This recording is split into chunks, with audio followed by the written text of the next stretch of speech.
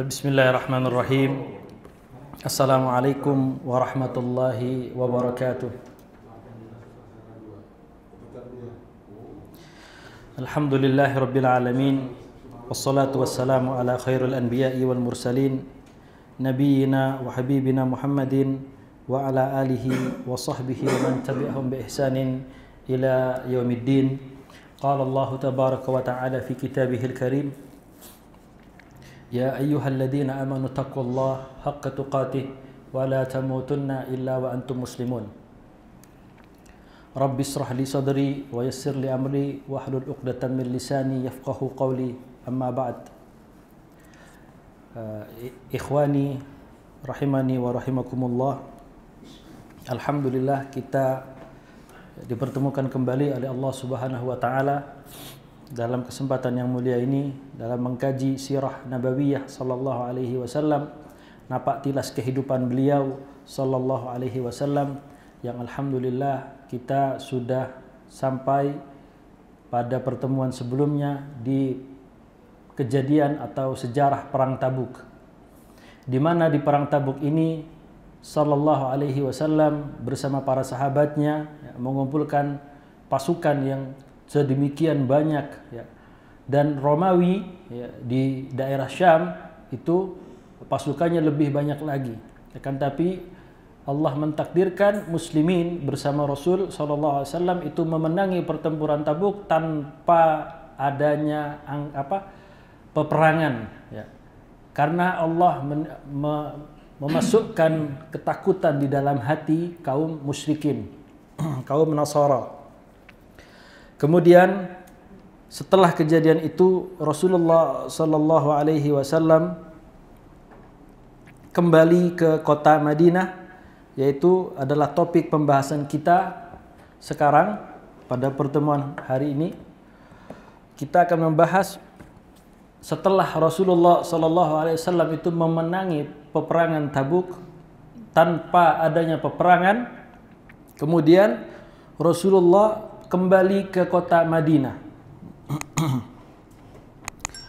Ar-ruju' ilal Madinah, kembali ke kota Madinah.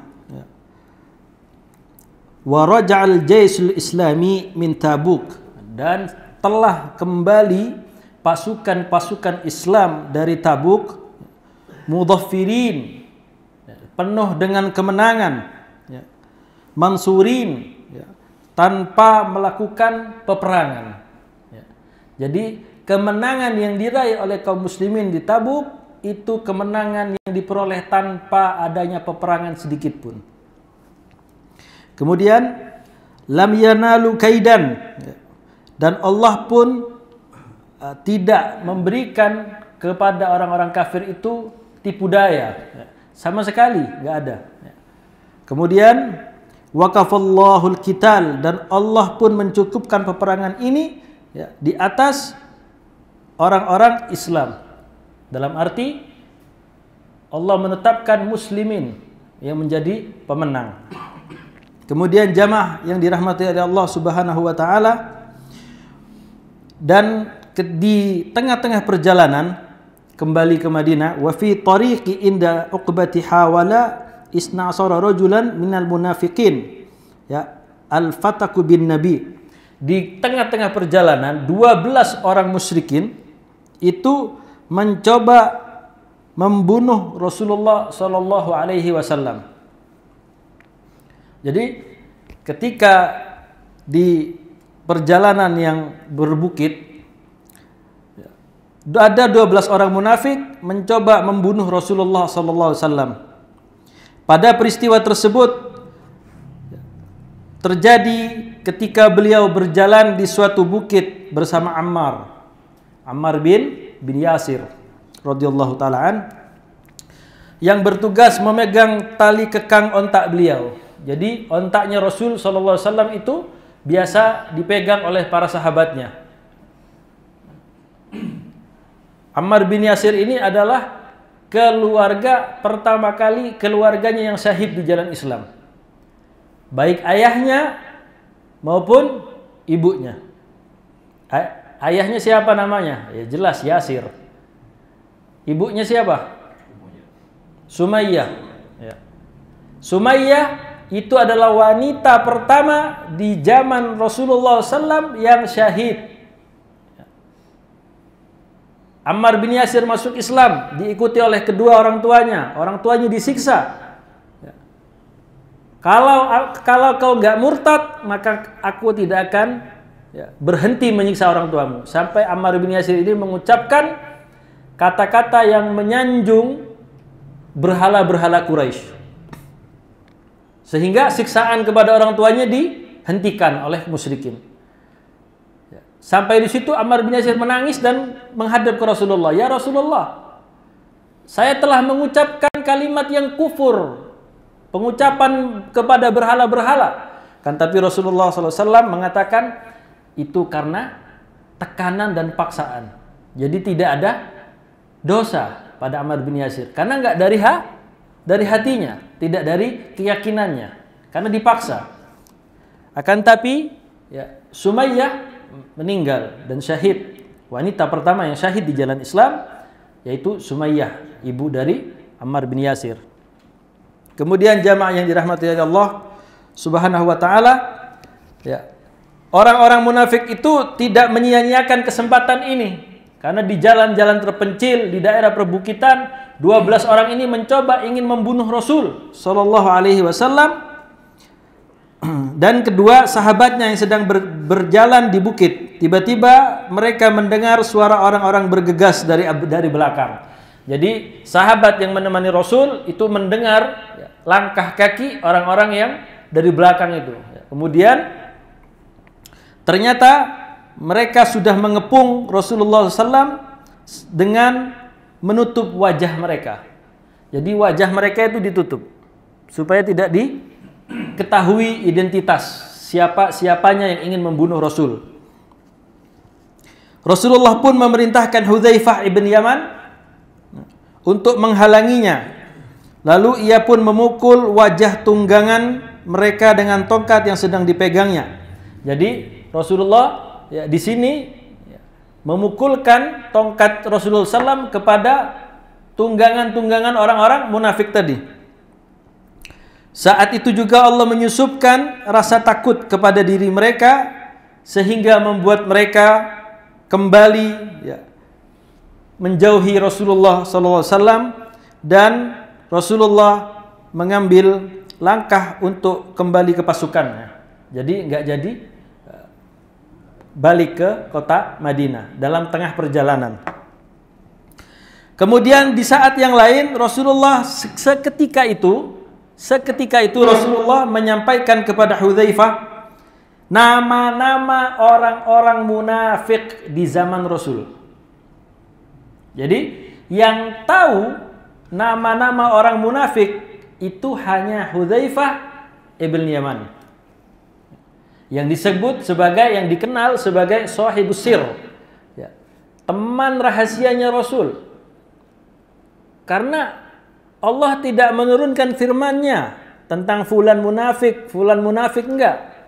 Rasul tidak menyebutkan dalam hadisnya siapa orang-orang munafik. Kan tapi di saat ini, pada saat itu Rasulullah memberitahukan nama-nama mereka kepada Hudzaifah ibn Yaman.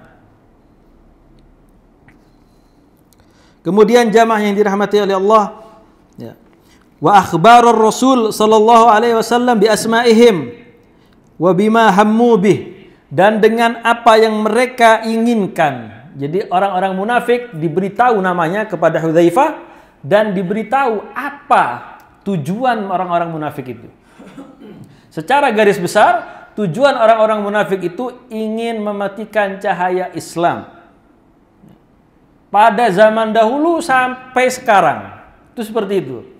Kalau di zaman dulu, di zaman Rasul, target utamanya adalah Rasulullah SAW.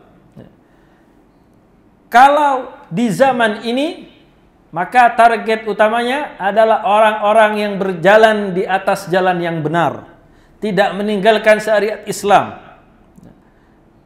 Orang-orang yang tidak meninggalkan syariat Islam itu adalah musuhnya orang-orang munafik.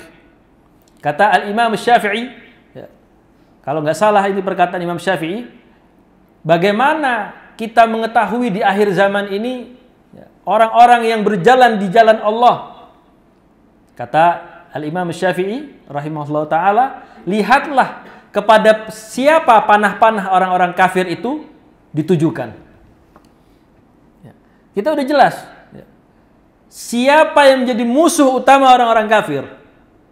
Ya, itulah yang harus kita ikutin. Ya, ulama itulah. Karena sudah tegas. Ya. Islam ini agama yang syamil, agama yang sempurna. Ada yang lebih sempurna dari Islam? Tidak ada. Bahkan kita nggak ibadah pun dinilai ibadah oleh Allah Subhanahu wa taala. Bukankah kita tidur dianjurkan untuk membaca doa? Mau tidur dianjurkan baca doa, bangun tidur dianjurkan baca doa, pakai baju dianjurkan sebelah kanan dulu. Ada doanya juga. Melepas kiri dulu. Masuk kamar mandi kanan dulu, keluar kamar mandi kiri dulu, mencari nafkah. Itu hitungannya semuanya ketika kita jalani 24 jam kita secara ikhlas mengharap ridha Allah Subhanahu wa taala, maka itu adalah ibadah meskipun kita itu belum melakukan ibadah-ibadah yang lain seperti sholat, zakat, puasa, belum. Kita hanya melaksanakan kehidupan kita sebagai manusia. Itu dinilai sama Allah ibadah. Maka dari itu tidak ada agama yang lebih sempurna dari Islam. Kemudian jamaah yang dirahmati oleh Allah Subhanahu wa taala, setelah itu peristiwa itu diabadikan oleh Allah Subhanahu wa taala dalam firman Allah SWT dalam surat At-Taubah, wa hammu bima lam yanalu, dan mereka menginginkan apa yang tidak dapat mereka capai. Orang-orang munafik itu menginginkan cahaya Islam itu padam. Akan tapi kata Allah, Allah yang menjamin, ya, lam yanalu, kata Allah SWT, mereka tidak akan mencapainya. Dalam surat At-Taubah ayat ke-74. Bagaimana orang-orang munafik itu ingin mencapai? Karena Allah sendiri yang menjamin Islam ini dijaga oleh Allah. Ketika ada perubahan sedikit harakat di dalam kitab suci, orang yang nggak hafal Quran pun faham. Ya. Alhamdulillahi Rabbil Alamin. Itu udah jelas. Ketika dirubah sedikit, Alhamdalil, itu udah orang yang paling nggak paham tentang Al-Quran itu langsung menyalahkan. Maka Allah jaga Islam ini, Allah jaga Quran ini dari perubahan-perubahan seperti kitab-kitab yang lain. Kemudian ketika ciri-ciri Madinah, maksudnya ciri-ciri Madinah adalah ketika Rasulullah SAW kembali dan pulang bersama pasukannya, lolos dari makar orang-orang munafik ini, ya. Walamma lahat lin Nabi sallallahu alaihi wasallam ma'alimul Madinah min ba'id. Dan ketika ciri-ciri kota Madinah itu sudah tampak oleh Rasulullah, kelihatan ciri-ciri kota Madinah, ya, beliau qala bersabda, hadhihi tabah, inilah dataran tinggi yang itu bukitnya adalah Uhud, yang mencintai kita dan ia pun mencintai kita, atau kita mencintainya dan Uhud pun mencintai kita. Madinah disebut Tabah, Tayyibah, ya, karena kota yang baik, ya. Kota yang baik dan kota yang tidak akan dimasuki oleh Dajjal, Al-Makkah dan Madinah, ya, nggak bisa, ya, karena ada malaikat yang menjaganya. Kemudian walamma tasama'an nas bimaqdamihi, dan ketika informasi itu diketahui oleh masyarakat Madinah dengan datangnya pasukan Islam dari Tabuk dengan membawa kemenangan yang besar, kemenangan yang penting, maka informasi itu tersebar dari mulut ke mulut. Kalau zaman sekarang enak, ya, ada media sosial, kita bisa mengetahui informasi. Kalau zaman dahulu nggak ada. Kemudian fakharajan nisa wassibyan, ya, maka keluarlah perempuan, anak kecil, ya, orang dewasa, masih muda, anak-anak semuanya keluar, ya, menyambut datangnya pasukan kaum muslimin. Kemudian ya, mereka menyorakkan ya, yuqabilnal jais bihafawatil balighah, ya, dengan suara yang lantang menyiarkan syair ya. Nah, sini ada dua kali ya. Menyambut Rasulullah ketika dari Mekkah hijrah ke Madinah dan menyambut Rasulullah dari perang Tabuk ke Madinah. Mereka dengan lantang mengatakan tala'al badru alaina ya, min thaniyatil wada' ya. Wajaba syukru alaina wa da'al lillahi hida. Ya. Itu disambut oleh penduduk Madinah kedatangan pasukan tersebut.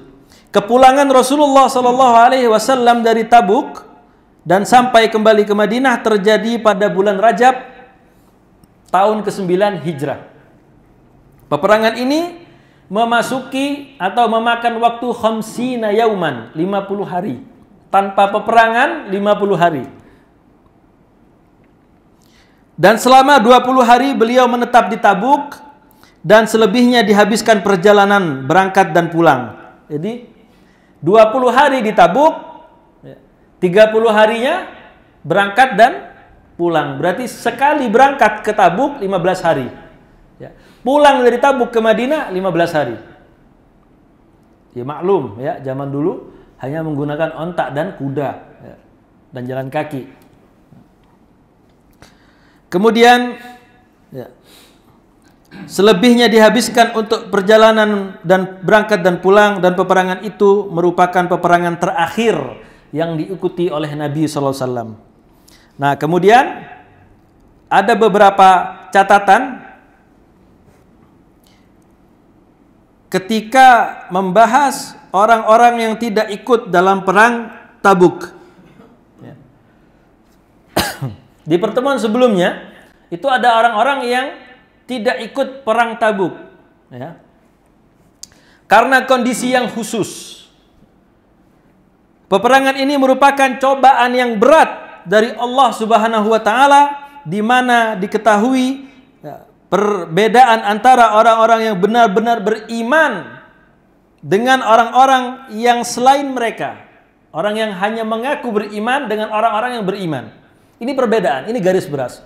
Apa? Garis apa? Garis keras. Garis kerasnya seperti ini. Ya. Di saat perang Tabuk, yang pertama kaum muslimin itu mendadak memperoleh kabar. Di saat itu juga mepet waktu untuk persiapan. Akan tapi datang pertolongan Allah dari sahabat-sahabat beliau. Sampai Utsman bin Affan mewakafkan ribuan dinar dan ribuan uqiyah. Satu uqiyah itu 4,25 gram emas. Kalau emas sekarang harganya berapa? 1 gram berapa? 1 juta. Ya. Utsman bin Affan, sebentar kita cek dulu. Pada saat itu mewakafkan 4.000 uqiyah dinar. Ya.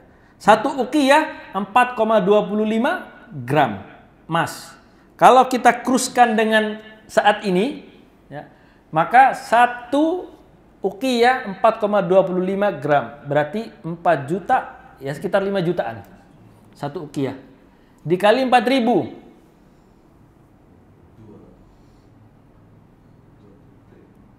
Berapa? Ya, satu uqiyah 4,25 gram emas. Ya. 6 triliun yang disedekahkan oleh Utsman bin Affan untuk persiapan pasukan perang Tabuk. Maka jelas ini adalah jalan ya, yang beda antara orang-orang yang benar-benar beriman dengan orang-orang yang hanya sekedar mengaku beriman. Dan ini juga sudah menjadi sunnatullah, situasi seperti ini. Ini sunnatullah. Jadi orang-orang Islam itu akan senantiasa diuji oleh Allah Subhanahu wa taala. Kenapa? Enak banget jadi kita berislam aja udah cukup tanpa adanya ujian dari Allah. Kan udah jelas ayatnya. Apakah kamu mengira ya, kamu hanya berislam saja tanpa adanya ujian dariku seperti umat-umat terdahulu? Itu biasa. Allah ingin menyaring hambanya. Umatnya ini disaring sama Allah. Mana yang benar-benar ikhlas dalam beragama dan mana orang-orang yang benar-benar tidak berikhlas kepada Allah. Gak ikhlas, gak ada ikhlasnya sama sekali. Jadi ini hal yang biasa dan ini sunnatullah. Yang namanya sunnatullah itu wajar adanya seperti ini. Ada yang baik, ada yang buruk. Bukankah ada surga dan ada neraka? Nah, ini sudah menjadi sunnatullah. Ya, orang-orang yang benar-benar berjuang di jalan Allah sama orang yang pura-pura berjuang. Itu beda. Kemudian dalam situasi ini benar-benar menjadi sunnatullah. Allah berfirman dalam surat Al-Imran ayat 179, "Ma kana Allah liyadharul mu'minina ala ma antum alaihi hatta yamizal khabitha minat thayyib." Nah, ini Allah tekankan ke kita. Allah sekali-kali tidak akan membiarkan orang-orang yang beriman dalam keadaan kalian yang sekarang ini sehingga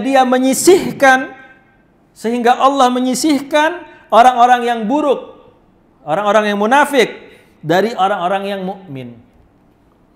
Jadi itu akan ada suatu saat nanti ya, Allah itu dibedakan sendiri sama Allah dengan caranya Allah. Mana orang-orang yang benar-benar Islam, beriman, sama orang-orang yang sekedar lisannya saja berislam tapi kelakuannya munafik. Kemudian jamaah yang dirahmati oleh Allah Subhanahu wa taala, hanya orang-orang yang mukmin sejati ya, yang bergabung dalam peperangan ini. Hanya ada 3 orang saja yang tidak ikut dalam peperangan Tabuk. Dan ini memang mempunyai uzur. Ya, mempunyai uzur. Akan tapi ya, kita akan bahas ini ya. Ketika beliau sallallahu alaihi wasallam mengatakan kepada mereka, para sahabat, tentang munafiknya ini, sahabat datang ke Rasulullah, "Ya Rasulullah, orang-orang munafik begini. Rasulullah mengatakan, ya, biarkan saja ya. Biarkan saja dia, karena andai kata ada kebaikan padanya, tentu Allah akan menyusulkannya kepada kalian. Namun andai kata malah sebaliknya, kalian akan merasa tenang darinya, tidak terganggu." Ya, maksudnya Allah akan memberikan keputusannya. Kemudian benar, memang ada 3 orang dari kalangan mukmin yang tulus. Ya, ingat ini. Mukmin yang tulus ada 3 orang yang tidak ikut serta dalam peperangan Tabuk tanpa alasan kepada Rasul Sallallahu Alaihi Wasallam yang dibenarkan secara syariat.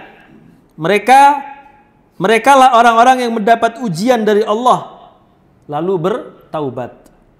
Jadi 3 orang mukmin, bukan termasuk golongan munafik. 3 orang mukmin ini tidak memberikan uzur kepada Rasul dengan uzur yang dibenarkan. Maka Rasulullah SAW ya, memanggil mereka dan ingin memberikan ketegasan kepada 3 orang sahabat tadi. Kemudian tatkala Rasulullah SAW memasuki kota Madinah, Rasul langsung menuju masjid untuk melaksanakan sholat 2 rakaat lalu duduk bersama orang-orang. Ada segolongan orang-orang munafik yang berjumlah sekitar 80 orang. Orang-orang munafik ini 80 orang ini juga ikut duduk bermajlis dengan Rasulullah sallallahu alaihi wasallam. Datang mengajukan berbagai alasan. Kenapa nggak ikut? Ya Rasulullah, saya begini, saya begitu, saya begini. Alasannya berbagai macam. 80 orang ini. Kemudian beliau menerima alasan mereka hanya karena menilai lahiriah saja, zahirnya saja. Sama Rasulullah diterima karena zahirnya saja. Kemudian lalu mereka membaiat dan memintakan ampunan serta menyerahkan urusan batin, rahasia kepada Allah Subhanahu wa taala. Karena ini Islam hanya menghukumi zahir. Islam itu menghukumi zahir. Kalau ada seorang muslim yang menghukumi saudaranya secara batin, ya, bukan secara lahiriah ya, itu berarti fulan itu lebih tahu daripada Allah. Ya. Itu pasti itu fulan yang ngambil tuh. Ya. Berarti ya'lamul ghaib. Sedangkan Rasulullah saja hanya menerima lahiriah alasannya orang-orang munafik itu. Kemudian Mu'ad bin Jabal, ketika peperangan, orang kafir itu jatuh dan mengucapkan kalimat syahadat. Mu'ad mengira, ini pura-pura ini. Karena takut meninggal, akhirnya dia bersyahadat, ditebas sama Mu'ad bin Jabal. Akhirnya datang kepada Rasul informasi tersebut. Rasulullah marah. Apa alasanmu, wahai Mu'ad? Ya Rasulullah, dia mengucapkan syahadat karena mungkin takut. Apa kata Rasul? Asyaqaqta sadrah. Apakah kau telah membuka dadanya sehingga kamu tahu itu niatnya? Nah, berarti dari sini ya lahiriah saja yang kita hukumi. Amma batinnya itu serahkan kepada Allah ya, yang Maha mengetahui hal-hal yang gaib. Lain hal dengan 3 orang yang mukmin tadi. Ini 3 orang yang mukmin itu adalah yang benar-benar beriman kepada Allah, Ka'ab bin Malik. Kemudian Murarah bin Rabi' dan Hilal bin Umayyah. 3 orang ini adalah sahabat yang mulia, radhiyallahu taala anhum. Ya. Mereka telah memberikan alasan kepada Rasul dengan jujur. Alasan kenapa tidak ikut di perang Tabuk. Sebagai bentuk hukuman kepada 3 orang ini, Rasulullah memerintahkan kepada para sahabatnya agar mengucilkan 3 orang tersebut dengan tidak menegur mereka, tidak diajak bicara, nggak diajak ngobrol, dikucilkan. 3 sahabat beriman. Siapa yang nggak tahu keimanan Ka'ab bin Malik? Hilal bin Umayyah. Yang gara-gara Hilal bin Umayyah ini turun ayat tentang li'an. Sudah kita bahas. Gara-gara Hilal bin Umayyah ini tadi turun ayat. Kan tapi dihukum sama Rasulullah SAW di peperangan Tabuk. Gak ikut dalam perang Tabuk tanpa adanya uzur. Gak disampaikan uzurnya kepada Rasul. Ya. Akhirnya orang-orang mulai bersikap lain terhadap 3 orang ini. Sahabat serentak semuanya ya, tidak menegur 3 orang tersebut. Gak diajak bicara. Yang namanya kita bersosialisasi, manusia itu adalah makhluk sosial. Ketika kita dijauhi dari internal, ya, eksternal kita dijauhi, intern kita dijauhi. Apa yang kita rasakan? Kita dijauhi oleh masyarakat. Kita dijauhi oleh umat. Apa yang kita rasakan? Pasti gak enak semua. Ya, ini yang dirasakan oleh 3 orang sahabat tadi. Dan saat itu juga bumi yang luas membentang terasa sempit bagi mereka. Ya. Bayangkan 3 orang ya, dikucilkan penduduk Madinah. Ya. Bumi Allah yang luas akan kecil buat mereka. Karena mereka dikucilkan oleh orang-orang terbaik. Ya. Kemudian bahkan setelah menjalani masa dikucilkan tadi selama 40 hari, mereka diperintahkan untuk menjauhi istri-istri mereka. Sudah dijauhi, gak diajak ngobrol, gak diajak bergaul, istrinya gak boleh mendekat. Benar-benar dijauhi. Masa pengucilan ini mereka jalani berlangsung selama 50 hari. Ka'ab bin Malik, ya, Murarah bin Rabi' dan Hilal bin Umayyah. 50 hari dikucilkan oleh kaum muslimin.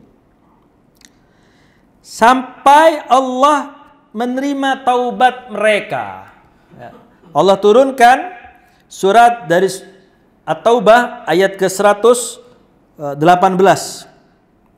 Allah menyebutkan wa alas thalathah ya. Dan terhadap 3 orang ya. Alladzina khullifu hatta idza daqat alaihimul ard. Ya.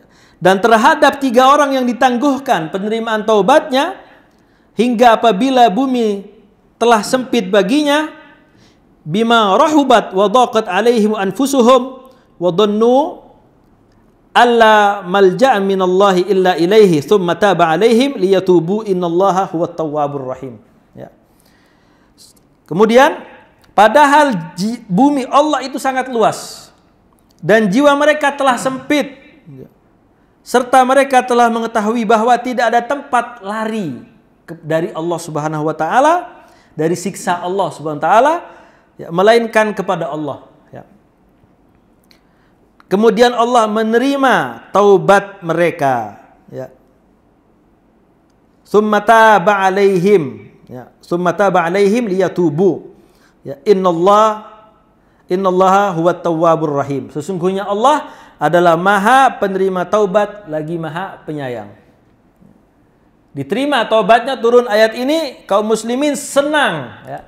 Karena ingat, ya, seorang muslim menyikapi muslim yang 3 orang ini tadi, itu kalau bukan karena perintah dari Allah dan Rasulnya nggak akan senang. Maka dari itu turun ayat tentang Allah menerima taubatnya 3 orang sahabat tadi, mereka juga ikut-ikutan senang. Jangan jadi orang yang syirik, ya. Senang di saat sahabatnya susah, ya. Susah di saat lihat sahabatnya senang. Ini bahaya. Dan ini salah satu termasuk penyakit, ya, orang-orang di zaman sekarang. Ya, bukan zaman sekarang, ini dari zaman dulu. Ya, hasad. Ya. Seneng kita lihat saudara kita lagi kena musibah, ayo, ya, kapok lu gitu. Ya. Ketika dia dapat musibah kita senang. Ya. Ketika dia diberikan nikmat oleh Allah, kita merasa kenapa nggak saya yang dikasih nikmat. Hasad itu namanya. Maka dari itu sahabat yang mulia ini merasa senang dengan turunnya ayat Allah menerima taubat mereka dan berakhirnya masa pengucilan 3 orang sahabat tadi. Kenapa Rasulullah tidak menghukum orang munafik? Kenapa Rasulullah menerima alasan orang-orang munafik? Dan yang dihukum malah orang-orang yang mukmin 3 orang ini. Karena orang munafik ini sama aja. Ya, kita mau hukum dia, kita nggak hukum dia, hati dia sudah nifak. Justru sahabat ini semakin dikucilkan, iman mereka semakin tinggi kepada Allah SWT. Ka'ab bin Malik ini menangis selama masa dikucilkan oleh Rasulullah SAW dan kaum muslimin. Sampai Allah menurunkan ayat kepada 3 orang ini dan menerima taubatnya. Apakah orang-orang munafik diterima taubatnya oleh Allah Subhanahu wa taala? Apakah ada ayatnya orang-orang munafik yang kembali bertaubat? Apakah ada sejarahnya orang munafik yang kembali bertaubat? Nggak ada. Orang munafik itu sama aja. Kemudian, tapi tidak menghalangi hidayah Allah. Ya. Kalau Allah berkehendak, semuanya bisa terjadi. Kemudian kaum muslimin senang, ya, ketika mendengar hal tersebut, terlebih lagi ketiga orang ini yang bersangkutan. Ya. Maka mereka tidak mengira betapa perasaan mereka ini senang menyambut hal itu. Kemudian mereka mendengar hal itu, kabar gembira tersebut mengkabarkan kepada orang lain. Kabarkan lagi kepada sahabatnya, kabarkan lagi kepada sahabat yang lain. Ya, saling mengkabarkan. Kalau sekarang nggak usah gitu, kita buka WA. Fulan, 3 orang ini sudah diterima tobatnya sama Allah. Share deh di grup WA. Kalau sekarang, kalau zaman dulu nggak ada. Ya, Muslim ketemu Muslim menyampaikan, Muslim ketemu Muslim yang lagi menyampaikan, sampai terdengar oleh seluruh kaum muslimin. Ya. Mereka saking senangnya, mereka membagi kabar gembira ini, saling memaafkan dan saling bersedekah. Ya. Bersedekah. Ya.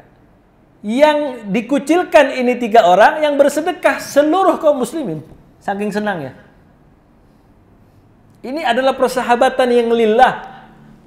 Karena Allah SWT. Nah, kalau persahabatan karena uang, karena harta, karena jabatan akan lenyap. Seiring lenyapnya jabatan, harta, dan lain-lain itu. Tetapi kalau kita bersahabat karena Allah, berukhuwah karena Islam, maka ukhuwah itu tidak akan bisa diputuskan oleh siapapun. Kemudian sementara orang-orang yang terhalang uzur uzur ya, Allah Subhanahu wa taala telah menurunkan ayat.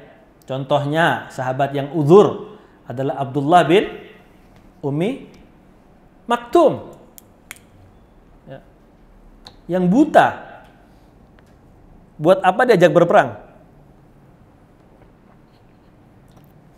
Maka hal ini termasuk uzur.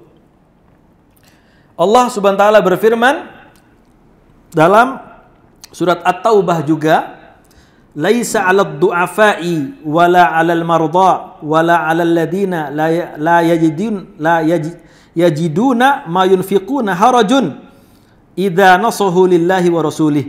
Tidak ada dosa ya, lantaran enggak pergi berjihad atas orang-orang yang lemah, atas orang-orang yang sakit juga, dan orang-orang yang tidak memperoleh apa yang mereka nafkahkan. Dalam artian orang-orang miskinnya luar biasa ya. Apabila mereka berlaku ikhlas kepada Allah dan Rasulnya, yang penting ikhlas ya, mencintai Allah dan Rasulnya ya, Allah akan memaafkan uzurnya tadi. Allah terima uzurnya. Orang yang du'afa, lemah ya, orang yang sudah tua, orang yang sudah mempunyai cacat ya, dalam tubuhnya, entah itu buta, entah itu pincang, entah itu yang lain, pokoknya cacat dalam tubuh dan marid, sakit, marudha ya. Sakit itu Allah terima. Yang penting hatinya tetap mencintai Allah, ikhlas kepada Allah dan Rasulnya. Kemudian jamaah yang dirahmati oleh Allah Subhanahu wa taala, ketika sudah mendekati Madinah dari perjalanan kembali, Rasulullah sallallahu alaihi wasallam memperbincangkan tentang mereka, orang-orang yang terhalang uzur tadi ya, bukannya yang 3 orang ya. Sungguh di Madinah ada orang-orang yang tidaklah kalian menelusuri jalan dan melewati lembah, melainkan mereka selalu bersama kalian saat ini. Hanya saja karena mereka terhalang oleh uzur, kata Rasul. Hatinya meskipun badan mereka, jiwa mereka meskipun ada di Madinah, kan tapi jiwa dan pikirannya itu selalu memikirkan tentang Rasulullah dan para sahabatnya yang akan berperang di Tabuk. Itu perkataan Rasulullah terkait orang-orang yang uzur. Ya, Abdullah bin Ummi Maktum radhiyallahu taala anhu dan sahabat-sahabat yang lain yang du'afa. Kemudian ya, implikasi ya, peperangan ini, peperangan Tabuk ini memiliki implikasi yang sangat besar dalam proses membentangkan kekuasaan kaum muslimin dan memperkuat di Jazirah Arab. Karena apa? Orang-orang kini menyadari bahwa tidak ada kekuatan apapun yang dapat bertahan hidup di negeri Arab selain kekuatan Islam. Ya. Selain kekuatan Islam itu tidak ada kekuatan apapun sekarang di Jazirah Arab. Mutlak 100% kekuatan Islam. Ya. Dari kalau kita tahu geografis, kita dulu pernah belajar apa kalau di zaman dulu itu geografi. Ya, pelajaran geografi sekarang ada. Ya, kita belajar peta-peta gitu. Ya. Peta Yaman, terus samping Yaman tuh apa? Di samping negeri Yaman itu sekarang Oman, ya, terus Bahrain, naik lagi Qatar, ya, naik samping kirinya Qatar, di atasnya Yaman sama Oman itu Saudi Arabia, sampai di atas Saudi Arabia itu ada Syam, ya, Suriah, Palestina, Yordan, Libanon, dan di samping kanannya, kalau kita lihat peta ya, samping kanannya di atas Saudinya itu ada Irak, itu sebagian sudah masuk Islam semua. Jadi dari Yaman, dari Arab, Jazirah Arab Selatan menjulang ke utara, itu semuanya sudah Islam. Atau dalam pengaruh Islam. Contohnya daerah Syam. Ya. Yang ketika kabilah-kabilah Ghassan, dari pembahasan minggu lalu, itu masuk kepada Rasul, ikut pemerintahan Islam, bayar jizyah. Dan akhirnya nanti mereka akan masuk Islam. Jadi mutlak tidak ada kekuatan lain selain Islam. angan-angan dan harapan yang dulu sempat menancap di benak sisa-sisa orang-orang jahiliyah, munafik dan orang-orang kafir senantiasa lenyap, sudah nggak ada lagi. Jadi seluruh jazirah Arab itu sudah diislamkan oleh Rasulullah SAW atau dalam pemerintahan Islam. Tinggal wilayah-wilayah Persia. Apakah di zaman Rasul ini belum ada ekspedisi untuk membuka daerah Persia? Ada, tapi hanya sedikit, ya. Peperangan-peperangan kecil saja.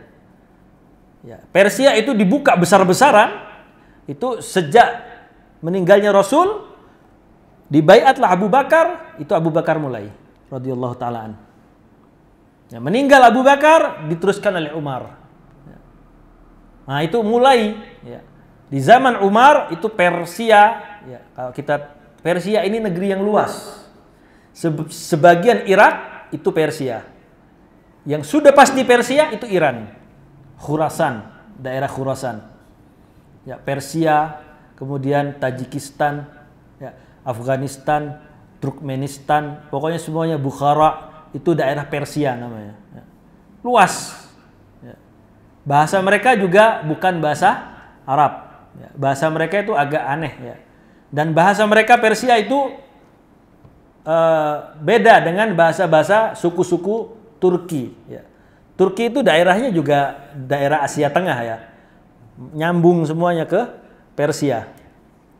Kemudian, ya, angan-angan mereka sudah pupus. Ya. Sebelumnya mereka menggantungkan harapan kepada orang-orang Romawi yang berada di Syam. Akan tapi di Tabuk sirna. Orang-orang Romawi nggak bisa berbuat banyak. Kemudian oleh karena itu tidak tersisa lagi harapan orang-orang munafik untuk diperlakukan secara lemah lembut oleh kaum muslimin. Allah telah memerintahkan agar bersikap keras terhadap mereka dan melarang untuk menerima sedekah yang mereka berikan. Orang munafik diperintahkan oleh Allah, gak boleh kita menerima sedekah orang-orang munafik. Itu udah jelas. Bahkan orang munafik di zaman Rasul bangun masjid. Jamaah yang dirahmati Allah Subhanahu wa taala. Masjid apa? Masjid yang dibangun oleh orang munafik dan dihancurkan oleh Rasul. Masjid Dhirar. Itu dihancurkan. Masjid yang memang niatnya dibangun untuk memecah kaum muslimin, dihancurkan oleh Rasul. Ya karena Rasul tahu, ya, diberikan wahyu oleh Allah. Ya kalau kita ya jangan. Ya. Kemudian sedekah yang mereka berikan itu nggak boleh kita terima. Ya kalau di zaman kita gimana untuk melihat orang munafik? Dhannul mu'min la yakdzib. Dhon, perasaan orang mukmin nggak akan pernah bohong. Dalam hati kecil kita tahu tokoh ini kayaknya nafik nih. Ya. Giliran mau ada proses-proses yang mereka butuh dengan suara kita, berikan semua tuh. Ya. Amplop-amplop semuanya. Ayo. Giliran rakyat butuh, nggak ada. Ini adalah yang berbicara adalah kekuatan iman kita. Dan perhatikan, dhannul mu'min la yakdzib. Perasaannya orang mukmin, dhon, ya, itu nggak akan pernah bohong. Coba deh kita tanya sama orang-orang yang sering bermaksiat. Tanya di dalam hatinya, yang diperbuat itu benar apa salah? Pasti mereka menjawab dalam hatinya, iya sih salah. Tapi mau gimana lagi? Ya kan? Karena apa? Perasaan, ya, seorang mukmin nggak akan pernah bohong.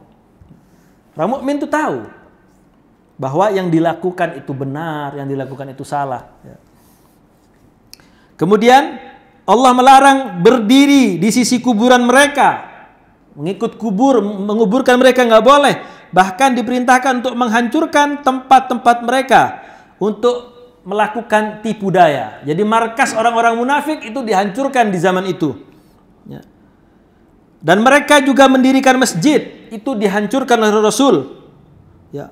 Allah Subhanahu wa taala juga menurunkan banyak ayat yang menyingkap kebusukan secara total sehingga tidak ada lagi sesuatu pun yang tersembunyi yang perlu diketahui mereka. Seakan-akan ayat-ayat yang diturunkan tersebut menyebut nama-nama yang tinggal di Madinah satu persatu. Ya, karena Rasulullah itu tahu nama fulan, akan tapi ayatnya berbicara secara umum. Untuk mengetahui seberapa besar manfaat peperangan ini, implikasi, faedah besar, bahwa sekalipun orang-orang Arab telah mulai berdatangan dalam gelombang kepada Rasul SAW untuk masuk Islam, setelah penaklukan Mekah atau bahkan sebelumnya, namun kedatangan delegasi-delegasi ini lebih banyak, lebih gencar dan lebih besar ketimbang Fathu Mekah, ya, sehingga mencapai puncaknya di peperangan Tabuk. Jadi Fathu Mekah itu delegasi mungkin 5 atau 10. Tapi setelah peperangan Tabuk, Rasulullah menguasai Jazirah Arab 100%, itu delegasi. Ya, utusan-utusan orang-orang dari kabilah-kabilah yang lain, negeri-negeri yang lain itu datangnya itu luar biasa gelombangnya. Ya, puncaknya setelah perang Tabuk, ya, penuh. Ya, Rasulullah menerima utusan-utusan tersebut. Wallahu taala alam bisawab. Ya, karena peperangan ini juga Allah menurunkan ayat yang membicarakan perang ini. Ya, Allah SWT menyebut perang ini sebagai surat Bara'ah. Surat Bara'ah adalah salah satu nama dari surat apa? Hah? At-Taubah. At-Taubah itu mempunyai nama lain surat Bara'ah. Merupakan surat yang banyak membicarakan tentang pertempuran Tabuk. Sebagiannya telah turun sebelum berangkat ke pertempuran dan sebagian yang lain setelah keberangkatan. Ya. Jadi Allah SWT menurunkan surat At-Taubah, ya, sebelum Rasulullah bersama para sahabatnya berangkat, ya, ke peperangan, dan setelah Rasulullah SAW pulang dari peperangan Tabuk. Wallahu taala alam bisawab.